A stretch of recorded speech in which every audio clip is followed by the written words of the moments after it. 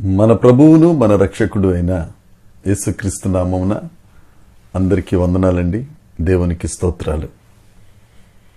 గొప్ప దేవుడు, నెమ్మది కలుగజేసే దేవుడు, మనలను మన సంతానాన్ని ఆశీర్వదించే దేవుడు, మన సరిహద్దులను విశాలపరిచే దేవుడు మరొక నూతన దినమును మనకు అనుగ్రహించినందుకై ఆ దేవదేవునికి సమస్త మహిమ ఘనత ప్రభావములు చెల్లునుగాక.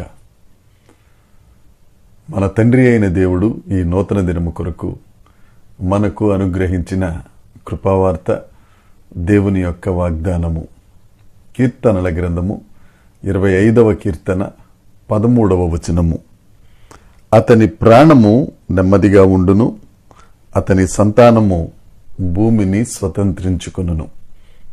దేవునికి మహిమ కలుగునుగాక, దేవునికి స్తోత్రం కలుగునుగాక. అతని ప్రాణం నెమ్మదిగా ఉంటుందని, అతని సంతానం భూమిని స్వతంత్రించుకుంటుందని కీర్తనకారుడు తెలియచేస్తున్నాడు. ఎవరతను? ఎవరి ప్రాణం నెమ్మదిగా ఉంటుంది, ఎవరి సంతానం భూమిని స్వతంత్రించుకుంటుంది అంటే అదే 25వ కీర్తన 12వ వచనాన్ని చూస్తే, ఎవరు యెహోవా యందు భయభక్తులు కలిగి ఉంటారో వారి ప్రాణం నెమ్మదిగా ఉంటుంది, వారి సంతానం భూమిని స్వతంత్రించుకుంటుంది. భయము, భక్తి రెండు ఉండాలి. ఇప్పుడున్న వారందరికీ భక్తి ఉంది కానీ భయం లేదు. ఉదయం లేచిన దగ్గర నుంచి రకరకాల కార్యక్రమాలు చేస్తారు. ఎందుకంటే నరకానికి వెళ్ళిపోతామేమో, పాపం ఎక్కువైపోతుందేమో, కాబట్టి పుణ్యం రావాలి. అందుకని భయంతో పుణ్యం కొరకు రకరకాల కార్యక్రమాలు చేస్తారు. ఒకవేళ పాపం కంటే పుణ్యం ఎక్కువైతే మోక్షానికి వెళ్తారు, లేదు పాపం ఎక్కువైందంటే పాతాళానికి వెళ్తారు. కానీ నెమ్మది కలుగ చెయ్యాలి అని అంటే ఇవేవి కాదు. భయము ఉండాలి, భక్తి ఉండాలి. అందుకే పరిశుద్ధ గ్రంథంలో భయభక్తులు అని ఈ రెండు పదాలు కలిపిన మాట ఎక్కువగా వ్రాయబడింది. మనకి భయం ఉండాలి, భక్తి ఉండాలి. దేవునికి మనం భయపడాలి. ఆయన యందు భక్తితో ప్రేమిస్తూ భయపడాలి. అప్పుడు ఆయన మన ప్రాణానికి నెమ్మది కలుగజేస్తారు. ఎవరైతే దేవుని యందు వినయ విధేయతలు, భయభక్తులు కలిగి ఉంటారో వారికి పూర్ణ శాంతి కలుగజేస్తారు. అందుకే యెషయా గ్రంథంలో, పరిశుద్ధ గ్రంథంలో ఉంది కదా, ఎవరి మనసు దేవుని మీద ఆనుకుంటుందో వారికి పూర్ణ శాంతి. ఆ శాంతి, ఆ నెమ్మది లోకంలోకి ఎక్కడికి వెళ్ళినా అది దొరకదు.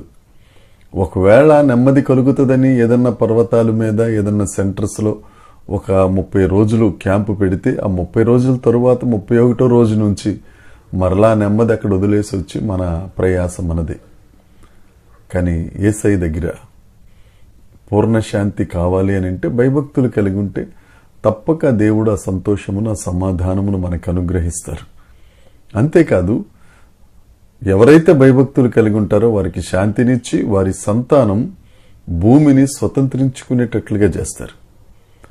నా ప్రియమైన సహోదరి సహోదరులారా, ఒకవేళ నాకు సంతానం లేదండి, మరి నా సంతానం ఎలా భూమిని స్వతంత్రించుకుంటుందని అంటే, మోడుబారిన జీవితాలను చిగురింపచేసే దేవుడు యేసుక్రీస్తు ప్రభు నీ గర్భమును ముట్టి నీకు సంతానమును అనుగ్రహించి ఆ సంతానం భూమిని స్వతంత్రించుకునేటట్లుగా దేవుడు చేస్తారు. నువ్వు దేవుని యందు భయభక్తులు కలిగి ఉండాలి. ఈ నూతన దినంలో దేవుడు నీతో మాట్లాడుతున్న మాట, దేవుని యందు భయభక్తులు కలిగి ఉంటే, యేసయ్య యందు భయభక్తులు కలిగి ఉంటే నీకు నెమ్మది ఉంటుంది. నువ్వు ఎలాంటి పరిస్థితుల్లో ఉన్నా, ఎలాంటి ఆవేదనలలో ఉన్నా, ఎలాంటి కష్ట నష్టాల్లో ఉన్నా, ఏ పరిస్థితుల్లో ఉన్నా నువ్వు దేవుని యందు ఆనుకుంటే నీకు నెమ్మది కలుగుతుంది. అంతేకాదు, పనికిరాదనుకున్న నీ సంతానం భూమిని స్వతంత్రించుకునేటట్లుగా దేవుడు ఆశీర్వదిస్తాడు. ఈ దినాన్న దేవుడు నీతో మాట్లాడుతున్నాడు. నీకు నెమ్మది కావాలా? నీ సంతానం భూమిని స్వతంత్రించుకోవాలా? ఒకటే మార్గం, యేసయ్య అనే మార్గంలో యేసయ్యకు భయభక్తులు కలిగి ఉండు, నెమ్మదిని పొందుకుంటావు. నీ సంతానం భూమిని స్వతంత్రించుకుని యేసయ్యకు మహిమకరంగా జీవించేటట్లు దేవుడు దీవిస్తాడు. దేవుడి మాటలు దీవించునుగాక. దేవుని కృప మనందరికీ తోడే ఉండునుగాక. ఆమేన్, ఆమేన్, ఆమేన్.